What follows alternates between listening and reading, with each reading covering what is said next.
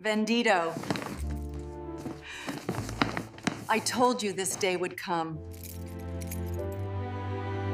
El clic del control, remoto rezono, en la habitación como el disparo de un arma con silenciador, cortando el air viciado de aquella tarde de marts, que cambiaría mi vida para siempre. Yo estaba sentada en mi salón de terciopelo verde. El mismo que compré con el primer check del seguro social después de que mi esposo falleciera hace 15 años.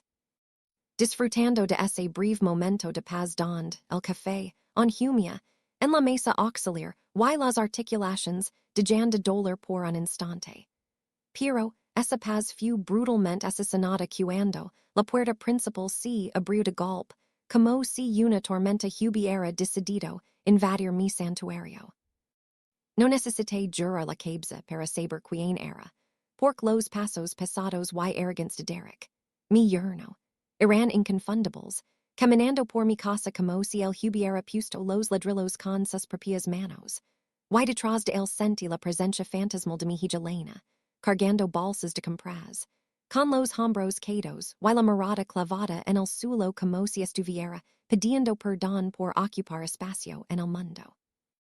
Derek se plantó justo delante de la pantalla del televisor, bloqueando mi visión con su cuerpo ancho y sudoroso, y soltó ese risoplito despectivo que siempre hasha cuando me veía, no hashando nada. Como si a mis 68 años no tuviera derecho a respirar en mi propia propiedad sin su permiso. Y entonces, con una crueldad casual que heló mi sangre, presionó el botón rojo del control remoto.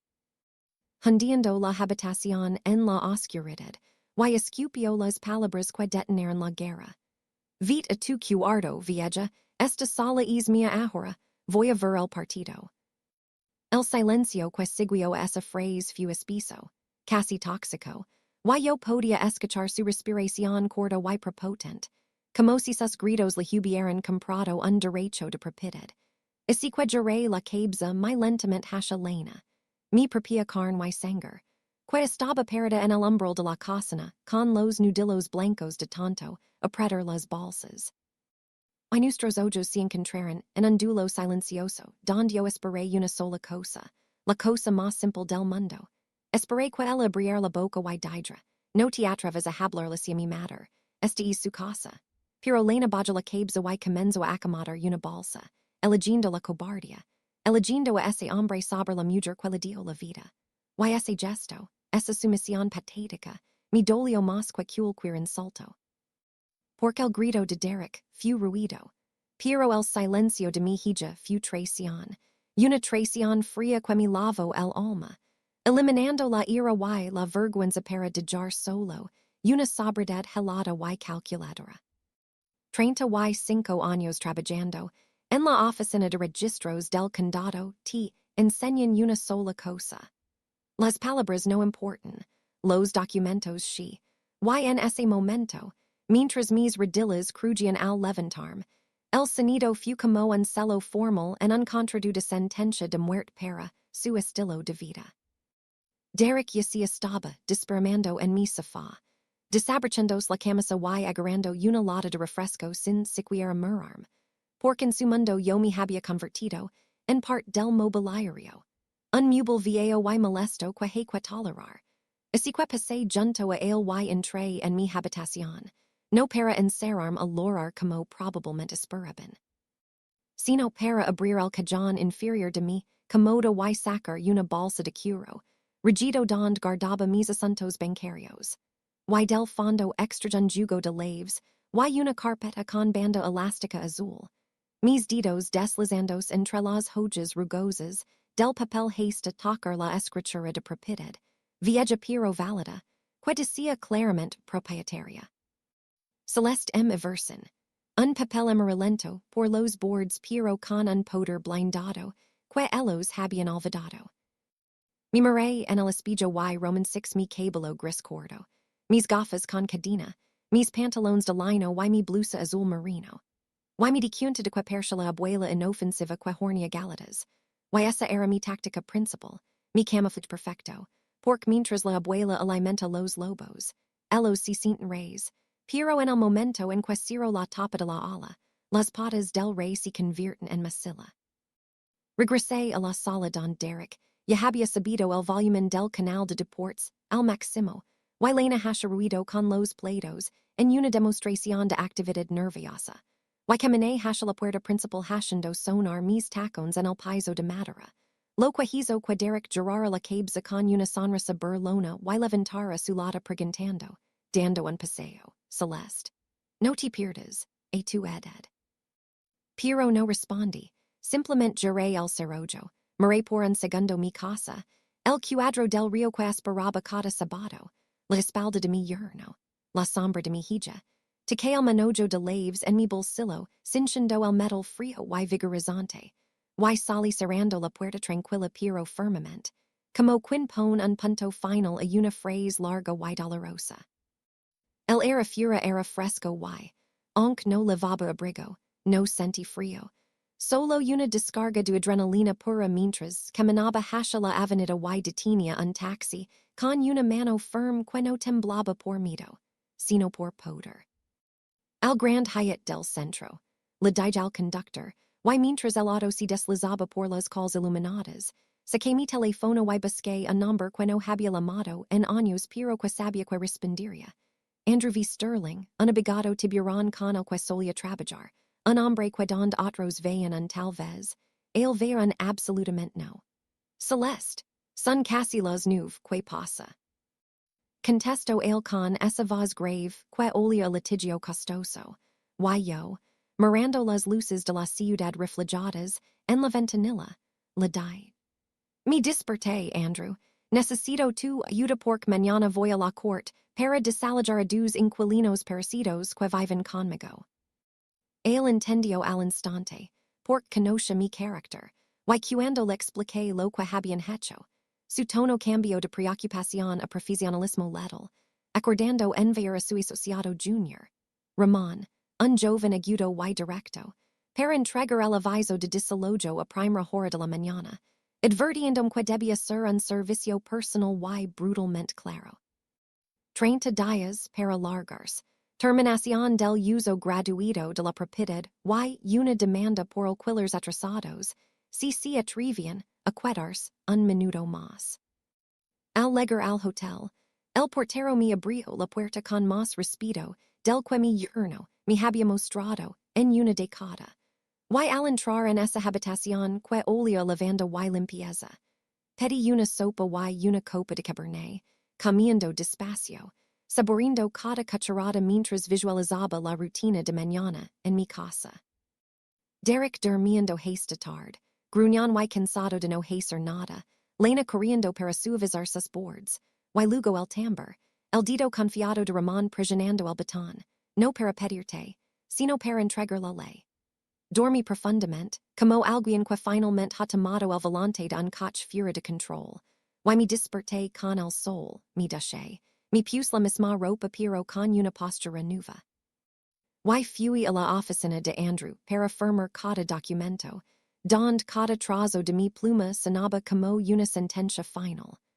A las 9:30, mientras esperaba en la recepción bebiendo café que olía caramelo, mi teléfono vibró. El espectáculo había comenzado. Era Lena, gritando histérica que había un hombre con un documento. Que Derek estaba destrozando cosas, preguntando dónde estaba yo, allegando el auricular de mi oído para evitar la toxicidad de sus gritos, le dije con una calma sobrenatural. Ramón es el abogado, dile a tu marido que beige la voz y lee el papel, la vieja no está disponible para gritos hoy. Y colgué, cinchando como ese pequeño botón rojo devolví el silencio a mi vida tan fácilmente como apagar una lámpara. Pero esto era solo el paso uno, el paso legal, y ahora venía el paso dos, el financiero, el golpe que realmente le enseñaría al rey de la sala, el precio de su reino. Abrí mi bolso y saqué una lista de los servicios que estaban a mi nombre.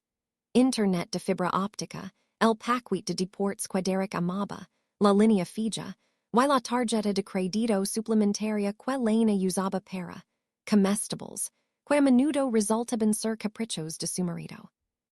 Miré a Andrew y le dije, Quiro suspender to do, quarter los grifos, que sinten la oscuridad, y el sonrio diciendo que hizo si sentiria, a lo que respondi que ayer fu doloroso para mí, hoy simplemente seria sentido por ellos, porque son cosas diferentes. Salí de la oficina, y me dirigí al centro comercial, no para pesar, sino para comprar un uniforme de guerra. Entrando en una tienda de ropa clásica donde una vendedora llamada Jenna me ayudó a elegir unos pantalones azul oscuro, una blusa blanca crujiente y un blazer de lino beige que falaba mi postura, y al mirarme en el espejo del probador, Roman 6 a una mujer de negocios, no a una víctima. Así que pedí que donaran mi ropa vieja y salí de allí con tacones que hacían, clac, clac, en el suelo como un metrónomo de justicia. Me senté en un restaurante tranquilo, pedí un risotto y comencé a hacer las llamadas. Hola, soy la titular, solicito suspensión temporal por reparations. Hola, banco, soy la titular, bloqueen la tarjeta de Elena por seguridad. Y 10 minutos después, mientras disfrutaba mi vino, mi teléfono vibró con el mensaje más dulce que había leído en años. Transacción rechazada. $85 en carnicería premium, seguido inmediatamente por otro mensaje de texto de Derek. Las tarjetas no funcionan, llama al banco, estamos en la calle, y yo sonre, una sonrisa corta y sin sentimentalismos, escribiendo mi respuesta. No es un error, es un congelamiento, el crédito y la confianza expirar en ayer junto con tu jugo, y puse el teléfono boca abajo para terminar mi comida en paz. Al regresar al hotel, la recepcionista me informó que mi hija estaba en el lobby exigiendo verme. Así que bajé, y al abrir las puertas del ascensor, Roman 6 Elena caminando nerviosa, despeinada, con odres, pero cuando me vaya con mi blazer beige y mi postura erguida, se detuvo como si hubiera chocado contra un cristal blindado. ¿Qué es todo esto, mamá? El internet está muerto. La tarjeta no pasa, Derek está perdiendo la cabeza, vámonos a casa, basta de drama, me dijo, intentando usar ese tono condescendiente que se usa con los niños. Pero yo la senté en un salón y la dije firmemente. No es drama, es orden. La casa es mía, tienen 30 días, y a partir de hoy, cero servicios y cero dinero. Ella intentó defenderlo, diciendo que él tenía llamadas de trabajo, que estaba invirtiendo dinero, que tenían ahorros, pero yo la corté con la verdad brutal. Lena, durante 4 años se suponía que ahorraban, deberían tener $1,000, pero Derek se lo gastó to do en apuestas, jugos y bistecs de $85, to do a mis costillas, él no es un inversor, es un parasito y tú eres su huésped. La Roman 6 rompers, Roman 6 al momento exacto en que la realidad perforó su negación, y cuando me dijo con voz ronca que si se iban, él le pediría el divorcio porque, sin mi casa no quería estar con ella. Yo me incliné y la dije con claridad cristalina. Si tu matrimonio se sostiene por mis metros cuadrados y mis cuentas bancarias, eso no es una familia, es una situación de rehenes, y tú eres la rehén. La DJ Ali, lorando en el lobby, y subí a mi habitación sintiendo que me quitaba un peso de encima, no euforia, sino la satisfacción del deber cumplido. Al día siguiente, la reunión en la oficina de Andrew fue la ejecución final. Derek entró hecho un desastre, con la corbata floja y los ojos inyectados en sangre, intentando intimidarme con gritos saber, posición adversa y derechos en existence. Pero Andrew y yo lo desmantelamos pieza por pieza, mostrando sus avisos de deuda, sus pérdidas en la bolsa y su total bancarrota frente a Lena. Quien lea los papeles con las manos temblorosas y lágrimas de pura vergüenza. Eres un fraud, Derek. Le dije mirándolo a los ojos, viendo como su argancha se desmoronaba para revelar el miedo de un niño atrapado. Tienen 30 días, y si escucho un solo grito cuando ve a buscar mi ropa de invierno, le miré a la policía, veremos que open en los reclutadores de trabajo sobre eso. Salí de esa oficina sintiendo el sol en mi cara, sabiendo que había cortado el cordón umbilical tóxico que me asfixiaba. Durante los siguientes 29 días, viví en el hotel, fui al spa, Mi irregle el cabelo para que coincidiera con mi nueva columna vertebral de acero. Y monitoreé el proceso a través de Ramon, hasta que ligo el día 30, el día 0. A las 11:00 a.m., Ramon me confirmó que si habían ido, que habían entregado las llaves, así que a las 2:00 p.m. fui a la ferretería, compré guantes, trapeador y limpiador, y contraté a un pintor para el día siguiente. Cuando me lave giro en la cerradura de mi casa, el aire estaba viciado, pesado, pero al abrir las ventanas, sentí que la casa exhalaba. Fregué el suelo con furia, borrando las hulas de sus zapatos, lavé las paredes, tiré las revistas viejas, y mientras el olor a durazno fresco de la pintura nueva llenaba el pasillo al día siguiente, sentí que recuperaba mi santuario. Lena vino a verme esa noche, toco el tambor timidamente, y cuando entro y vaya las paredes color durazno, si sento y tomo el té conmigo, confesandome que había alquilado un estudio pequeño, que había solicitado el divorcio y que había conseguido un trabajo a tiempo completo. Gracias por decir que no, mamá, me dijo con lágrimas en los ojos. Si no hubieras cortado los servicios ese día, nunca me habrías cachado a mí misma. Y yo le abracé, un abrazo adulto y firme, diciendo que la puerta estaba abierta para invitados, pero cerrada para inquilinos. Ahora cada miércoles a las 4:00 p.m., mis amigas del vecindario vienen a tomar té y traen sus libertas, y yo les enseño sobre testamentos, juntas separadas y como decir, no a los hijos que quieren invertir su patrimonio, porque he aprendido que la propiedad no se trata solo de escrituras, sino del derecho a elegir el silencio. A elegir quien se sienta en tu mesa y, saber to do, a controller el volumen de tu propia vida con tu propio control remoto. Si esta historia te ha hecho hervir la sangre y luego sentir la dulce satisfacción de la justicia, dale like al video y suscríbete a mi canal, porque aquí comparto historias reales de personas que recuperan su dignidad. Escribe en los comentarios desde que ciudad nos ves y que harías. Tengo mucha curiosidad por saber dónde están mis valientes espectadores. Y si quieres apoyarme un poco más, puedes enviar una pequeña donación. Ahora te digo dos de mis historias más populares en pantalla para que eliges que ver a continuación. Nos vemos en el próximo video.